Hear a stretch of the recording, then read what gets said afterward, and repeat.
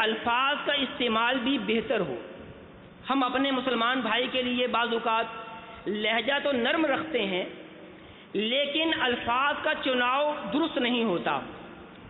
مثال کے طور پر بڑے بھائی کو ہم نے بھائی کہنا ہی ہے تو بھائی جان کہہ لیجئے، والد صاحب سے بات کرنی ہے تو ابو جان کہہ لیجئے، اپنی بہن سے بات کرنی ہے تو بڑے اچھے انداز میں باجی، اگر بڑی ہیں تو باجی اور چھوٹی ہیں تو بہن کہہ لیجئے۔ اگر ہمارا انداز، ہمارے الفاظ، یہ اس کا چناؤ خوبصورت ہوگا تو محبت میں اضافہ ہوگا۔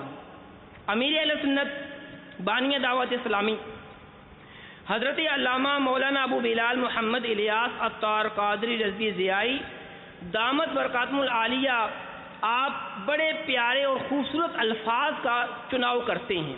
مثال کے طور پر کوئی حافظ ہو تو فرماتے ہیں حافظ صاحب، کوئی مفتی ہو تو انہیں مفتی صاحب، یعنی بہت ہی خوبصورت الفاظ کا آپ چناؤ کرتے ہیں۔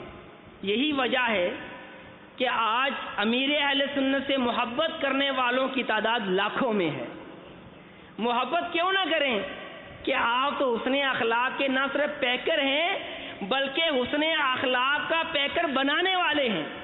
آپ کی صحبت میں جو رہتا ہے وہ حسن اخلاق کا پیکر بن جاتا ہے۔ کڑوی زبان والا آتا ہے میٹھی زبان والا بن جاتا ہے۔